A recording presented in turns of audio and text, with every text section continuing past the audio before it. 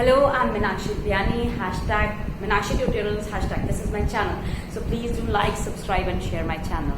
और मैंने आपको अपने एक वीडियो में basic rules of debit and credit बताया था, शायद कुछ याद होगा आप लोगों को, आई जस्ट होप सो। आज मैं आपको उसकी हेल्प से मैंने आपको अकाउंटिंग इक्वेशंस करना सिखाया था, आज मैं उसकी हेल्प से आपको जर्नलाइजिंग करना सिखाऊंगी। जर्नलाइजिंग हर अकाउंटेंसी का बेसिक रूल्स होता है, उसके बिना आपका आप बिजनेस भी करते हो ना तो आपको ये बेसिक चीज़ें पता होनी चाहिए जर्नलाइजिंग हम कैसे करते हैं। मैंने आपको उस समय बताए थे कुछ rules real account, personal account, nominal account को लेकर के, तो आज भी मैं उसी के बारे में आपको उसके आगे आपको बढ़ाती हूँ। जैसे मान लीजिए पहली बार जर्नल का मैं आपको फॉर्मेट बताती हूँ कि फॉर्मेट क्या होता है। जैसे हम लिखेंगे जर्नल ऑफ फलाना फलाना जो भी पर्सन है, और जर्नल लिखने के बाद में हमारा यहाँ पे एक लाइन लगाते हैं हम, यहाँ आता है डेबिट और क्रेडिट का कॉलम,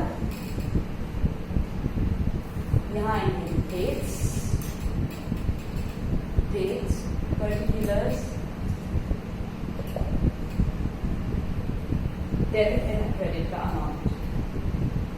अमाउंट रुपीज में होता है, और यहाँ होगा डेबिट का अमाउंट रुपीज में, क्रेडिट, और उसके नीचे हम फिर से एक लाइन लगाते हैं। अब हम अपना एक क्वेश्चन शुरू करते हैं। जैसे एक नॉर्मल सा हम एक सिंपल सा क्वेश्चन लेते हैं। सपोज करिए हमने बिजनेस को कैश से स्टार्ट किया, ठीक है। जब भी हम बिजनेस शुरू करते हैं तो हम क्या लेके जाते हैं बिजनेस में? पूंजी, यानी कि कुछ एक रकम होती है जिसको हम बिजनेस में लेके जाते हैं, उसको हम कहते हैं capital. So when I start my business with cash, और कैपिटल हमेशा लाइबिलिटी होती है। उसका बेसिक रीजन ये होता है क्योंकि बिजनेस और एंटरप्रेन्योर, हम ये मान के चलते हैं एंटरप्रेन्योर और बिजनेस ये दोनों अलग अलग बंदे होते हैं। In the eyes of law they both have separate entities. Fine, business is also a real person in the eyes of law.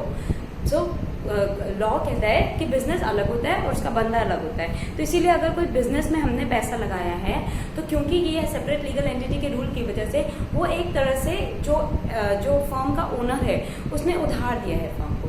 That is why capital जो होता है वो हमेशा एक लाइबिलिटी होता है। जैसे लोन्स लाइबिलिटी होते हैं वैसे कैपिटल भी लाइबिलिटी होता है। So started business with cash, ये मान लीजिए मेरा अप्रैल 1 को या फर्स्ट एंट्री ही मैं ले लेती हूँ, क्योंकि मैं आपको ना कोई बिजनेस कोई पर्टिकुलर क्वेश्चन नहीं करवा रही हूँ, अलग अलग तरह की एंट्रीज बता रही हूँ। और नेक्स्ट वीडियो में इसका लेवल रेज करके आपको अलग अलग तरह की एंट्रीज सिखाऊंगी। सबसे पहले बहुत बेसिक एंट्रीज बताती हूँ। तो अगर मेरा बिजनेस स्टार्ट किया है तो ये क्या होगा? कैश अकाउंट डेबिट, डेबिट हमेशा इधर कॉन्डा में टू कैपिटल अकाउंट।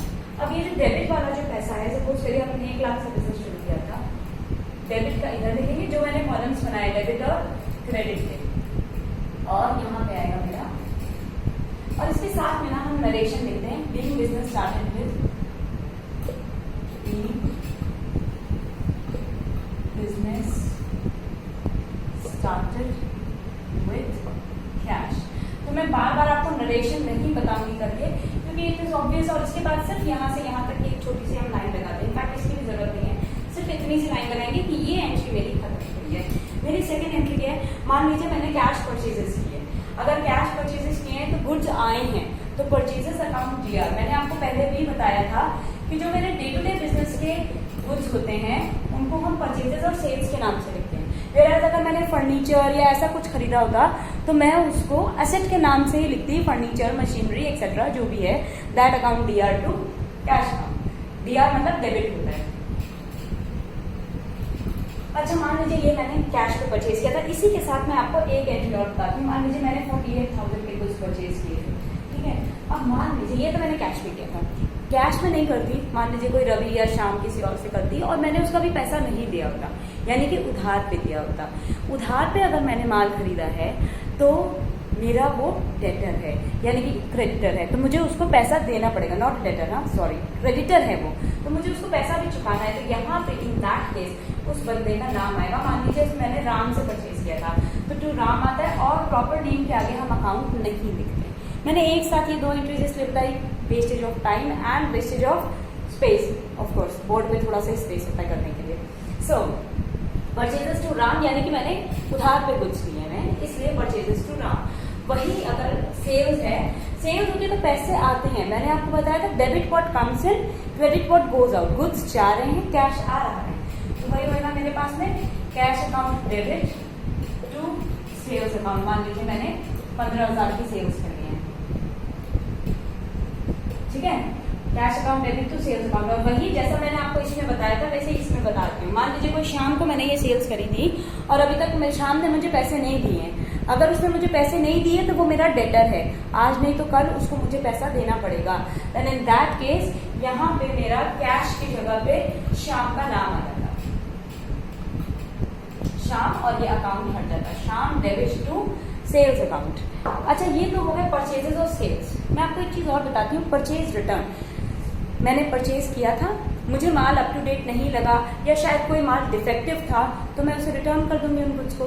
अगर परचेजेस डेबिट हैं, परचेज रिटर्न हमेशा क्रेडिट होता है, तो इन दैट केस ये एंट्री क्या हो जाएगी, राम हमारा डेबिट हो जाएगा, राम डेबिट, ऑपोजिट एंट्री हो जाएगी और यहाँ पे आ जाएगा टू परचेज रिटर्न अकाउंट। मान लीजिए मैंने 5,000 का कुछ रिटर्न कर दिया तो ये 5,000 से मेरी ये एंट्री हो जाएगी। सिमिलरली आपको मैं सेल्स रिटर्न का भी बताती हूँ। सिमिलरली अगर मान लीजिए कि मैंने सेल्स करी है और उसके बाद में सेल्स के बाद में सामने वाले बंदे को मेरे कुछ पसंद नहीं है, इन दैट केस वो मेरे कुछ मुझे वापस रिटर्न कर देगा। तो वो जितने डिफेक्टिव गुड्स या जो उसके अप टू द स्टैंडर्ड नहीं थे जो वो रिटर्न करेगा, क्योंकि सेल्स क्रेडिट का आइटम होता है, इसलिए सेल्स रिटर्न जो है वो हमेशा डेबिट का आइटम होगा। Sales return account debit to Shyam, शाम से लिए थे, मान लीजिए मैंने 2,000 के गुड्स जो है उसने मुझे वापस रिटर्न कर दिए, तो ये 2,000 से एंट्री हो जाएगी, सिंपल। अब आपको देखिए, अब जैसे मान लीजिए कमीशन रिसीव किया, रेंट रिसीव किया, अगर आप कुछ चीज रिसीव करते हो तो कैश आता है, तो हमारा जो रूल है वो वही है, कैश अकाउंट डेबिट। मान लीजिए 6 एंट्री में आपको बता रही हूँ, कैश अकाउंट डेबिट, क्योंकि पैसे आ रहे हैं, जो मान लीजिए कमीशन का आए या कोई भी चीज से आ जाएगा, कमीशन का आ जाएगा, इंटरेस्ट का आ जाएगा, कोई भी चीज का आ जाएगा, तो मैं बार बार इसे रिपीट नहीं करूंगी।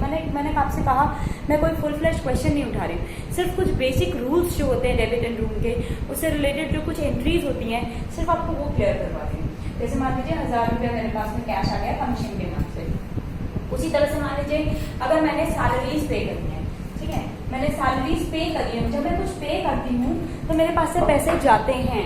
वैसे भी हमने नॉमिनल अकाउंट का रूल किया था, debit all expenses and losses, credit all incomes and gains. ये मेरी इनकम थी क्योंकि कमीशन का पैसा मुझे मिला। उसी तरह से अगर मैं सैलरीज पे कर रही हूँ तो debit all expenses and losses, यानी कि ये हो जाएगा salaries account debit to cash account. अच्छा, अब इसमें कुछ भी हो सकता है, मैं बार बार नहीं बताऊंगी। वंस अगेन, सैलरीज की जगह अगर रेंट पे करते तो रेंट अकाउंट डीआर, अगर आप बैंक चार्जेस पे करते तो bank charges account DR to cash account, तो जो भी चीज है उसके अकॉर्डिंग ये एंट्रीज होती है, ठीक है। तो ये है मेरी कुछ बेसिक्स। अब आपको कुछ और, जैसे मान लीजिए इंश्योरेंस प्रीमियम, अगर लाइफ इंश्योरेंस प्रीमियम दिया है, लाइफ इंश्योरेंस प्रीमियम देखिए बंदे की लाइफ पे होता है, बिजनेस की लाइफ में नहीं होता। बिजनेस की लाइफ पे होएगा कार इंश्योरेंस या एम्प्लॉयज इंश्योरेंस या जो भी वो करवाएगा, लेकिन बिजनेस का नहीं होता। तो लाइफ इंश्योरेंस प्रीमियम को हम ड्रॉइंग्स लेके चलते हैं, और ड्रॉइंग्स की क्या एंट्री होती है, देखिए ड्रॉइंग्स भी एक तरह से फर्म के लिए खर्चा है, तो इसीलिए उसकी एंट्री होगी ड्रॉइंग्स अकाउंट दिया है टू कैश। अब मान लीजिए उसी तरीके से, जैसे मान लीजिए मेरा कपड़े का बिजनेस है, मुझे कपड़ा चाहिए था तो मैं घर लेकर के चली गई, ये क्या होगा, ये भी ड्राइंग्स ही होंगी, लेकिन ये गुड्स की ड्राइंग है। इसलिए यहाँ पे इन केस अगर आप कुछ अपना कोई कपड़ा या कोई चीज अपने बिजनेस से लेकर के जाते हैं तो यहाँ पे टू परचेजेस आता है, क्योंकि बेचने के लिए जो गुड्स थे वो थोड़े कम हो गए हैं, क्योंकि आपको अपने पर्सनल यूज के लेकर के चले गए, इसलिए drawings account debit to cash account किया, टू परचेजेस अकाउंट। जो भी चीज आप as a drawing, as a withdraw करके आप बिजनेस से लेकर के चले गए। जैसे आप कैपिटल कहते हो कि लाइबिलिटी होती है, वैसे ही ड्रॉइंग्स जो होती हैं वो लाइबिलिटी नहीं होती, वो एसेट होती है। भले ही मेरा बिजनेस है, मैं ऑब्वियसली पैसे अगर लेकर के जाऊंगी अपने बिजनेस से, नहीं तो मैं अपना घर कैसे चलाऊंगी, लेकिन ऐसा नहीं होता। यहाँ पे भी यही चीज मैं आपको बता रही हूँ, जैसे कैपिटल लाइबिलिटी है वैसे ही ड्रॉइंग्स भी असेट है, क्योंकि उसको चुकाना ही पड़ेगा। जो ओनर है वो ये पैसा, हालांकि प्रैक्टिकल में शायद नहीं होता ऐसा, लेकिन फिर भी जो एंट्रीज होंगी वो ऐसे ही होंगी। एंट्रीज बुक्स में ऐसे ही होती है, ऐसा नहीं कि हम एंट्रीज अलग तरीके से करते हैं, एंट्रीज ऐसे ही होती है। तो सब के बाद में मैं आपको एक चीज और बताती हूँ, जैसे कि आपको असेट्स वगैरह का मैं पहले भी बता चुकी हूँ जब मैंने आपको rules of debit and credit बताया था, तो उनको बार बार बताने से कोई फायदा नहीं है। तो हम जब एक कोई फुल फ्लैश डिफिकल्ट क्वेश्चन लेंगे तब हम करेंगे। मैं आपको एक ट्रेड डिस्काउंट और कैश डिस्काउंट इन दो चीजों के बारे में बताती हूँ। ट्रेड, इनका डिफरेंस भी आता है और वैसे भी आपको पता होना चाहिए कि ये क्या होता है।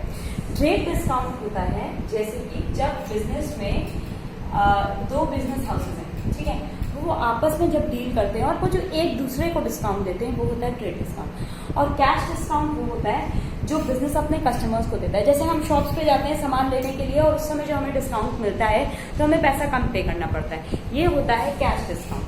वेयर ट्रेड डिस्काउंट हुआ, जैसे मान लीजिए फर्म ए ने फर्म बी को कुछ बेचे 20,000 के और उसके ऊपर उसने जो 10% का डिस्काउंट दिया 2,000 रुपये, वो ट्रेड डिस्काउंट होता है। ट्रेड डिस्काउंट को हम बुक्स में शो नहीं करते हैं, कैश डिस्काउंट को हम शो करते हैं। एक एग्जाम्पल देती हूँ, जैसे मान लीजिए हमने, जैसे मैंने कहा कि भाई फर्म ए ने फर्म बी को 20,000 रुपए के गुड्स, 20,000 के ऊपर 10% डिस्काउंट दिया, तो मेरी यहाँ पे क्या एंट्री रहेगी, परचेजेस अकाउंट दिया to cash account, cash payment भी कर दिया हम, ये भी मान लीजिए। ये हम डायरेक्टली 20,000 में से 2,000 माइनस करके सीधे 18,000 की एंट्री करेंगे, 18,000 की। और वही अगर ये कैश डिस्काउंट होता तो to cash account to discount account, discount account, ठीक है। और ये हम यहाँ पे 2,000 करके शो करते और यहाँ पे 20,000 की एंट्री। मैंने एक ही एंट्री में दोनों करके बताया, but I hope it is clear. अगर ट्रेड डिस्काउंट होता तो मैं डिस्काउंट नहीं लिखती और 18,000 से एंट्री करती। अगर ट्रेड कैश डिस्काउंट है तो मैं कैश डिस्काउंट में यहाँ लिख के दिखाऊंगी ये डिस्काउंट रिसीव्ड है, तो डिस्काउंट रिसीव्ड अकाउंट, तो परचेजेस अकाउंट दिया तो cash account to discount received account 20,000, 18,000, 2,000, ठीक है। ये मेरे को डिस्काउंट मिला। अगर मैंने अपने कस्टमर को डिस्काउंट दिया होता तो मैं ऑब्वियसली सेल करती तब डिस्काउंट देती। तो अगर मान लीजिए मैंने जो जैसे डिपार्टमेंटल स्टोर पे या हम कहीं पे जाते हैं तो जो हमें डिस्काउंट मिलता है वो अपनी बुक्स में ये एंट्री करेगा, cash account debit, discount account debit to sales, ठीक है, वो अपनी बुक्स में ये एंट्री करेगा। मान लीजिए 20,000 के गुड्स थे, 2,000 रुपए का कैश डिस्काउंट आपको मिल गया, आपने दिया है, इनफैक्ट 2,000 डिस्काउंट अलाउड अकाउंट में लिख देते हैं क्योंकि जनरली रूल्स के हिसाब से हमें यही लिखना चाहिए, डिस्काउंट अलाउड अकाउंट डेबिट, और यहाँ पे आएगी 18,000, यानी कि जितना कैश मिला उसको ही कैश के आगे दिखाएंगे, एक्स्ट्रा पैसा हम कैश के आगे नहीं दिखाते। सीधी बात है, हमको कितना रुपए मिला था, 18,000, 18,000 मिला तो हम 18,000 ही दिखाएंगे, और 2,000 जो है हमारा डिस्काउंट था, तो सेल्स जो हो गई हमारी 20,000 की हो गई। और यही अगर मेरा ट्रेड डिस्काउंट पे होती तो एंट्री होती सीधे कैश अकाउंट डेबिट, या अगर मान लीजिए मैंने उधार पे सेल्स किया यानी मेरे डेटर्स हैं तो उसका नाम आ जाता, ठीक है। तो मैं यहाँ पे कैश स्लैश नाम कर देती हूँ, cash slash name, name of debtor, account debit to sales account. ये हो रहा है ट्रेड डिस्काउंट के केस में। सीधे मैंने जितने का ट्रेड डिस्काउंट था उतने की मेरी एंट्री हो जाएगी। कितने की हो जाएगी, 20,000 का गुड्स था, 2,000 डिस्काउंट, तो सीधे मेरी 18,000 से ये एंट्री हो जाएगी। ये है मेरे कुछ बेसिक रूल्स। अभी कुछ चीजें इसमें और हैं, जैसे कि मान लीजिए कोई लॉस हो जाता है, जैसा मैंने आपको बताया, debit all expenses and losses, so loss by fire, loss by theft, जिस चीज का हुआ अकाउंट डीआर। मान लीजिए कैश कोई चुरा करके ले गया तो loss by theft account DR to cash account. मान लीजिए आपकी फैक्ट्री या आपका जो भी ऑफिस है या जो आपका बिजनेस है उसमें से गुड्स की चोरी हो गई तो loss by theft account DR to purchases account. या आपके माल में आग लग गई तो loss by fire account DR to purchases account, क्योंकि ये गुड्स जो थे ये रिड्यूस हो गए, ये आपके पास अवेलेबल नहीं है। कोई पैसा चुरा के ले गया तो कैश कम हो गया, क्रेडिट व्हाट गोज आउट, इसलिए आपने उस कैश को क्रेडिट में लिख दिया। तो ये सब हमारे कुछ इसके बेसिक है। एक चीज और बताती हूँ, जैसे मान लीजिए मेरे डेटर्स हैं। अब डेटर्स कई बार क्या होता है ना कि अपने आप को इंसॉल्वेंट डिक्लेयर करते हैं। इंसॉल्वेंट मतलब कि मेरी इस समय ये पुसायत नहीं है कि मैं आपको ये पैसे चुका सकूं, मतलब I have declared my self bankrupt. मेरे पास, मैंने अपने आप को दिवालिया घोषित कर दिया, मेरे पास अब इतने पैसे नहीं है कि मैं अपने सारे देनदारों का पैसा चुका सकूं। तो अब मैं क्या करूंगी, इन दैट केस जो मेरी एंट्री होती है, मान लीजिए 20 पैसा in rupee could be receive from his state, ऐसा लिखा हुआ आएगा आपके क्वेश्चन में, 20,000 का लिखा हुआ आएगा। तो इनको हम बैड डेट्स बोलते हैं, जो पैसा हमारे पास नहीं आया इनको हम क्या बोलते हैं, इनको हम बैड डेट्स बोलते हैं। तो बैड डेट्स की एंट्री कैसे होती है, जब debit all expenses and losses और कैश कुछ अमाउंट मिला है आपको, cash account debit, bad debts account debit to, जिससे मान लीजिए राम से आपका पैसा जो था वो मिलना था वो मिला नहीं, टू राम।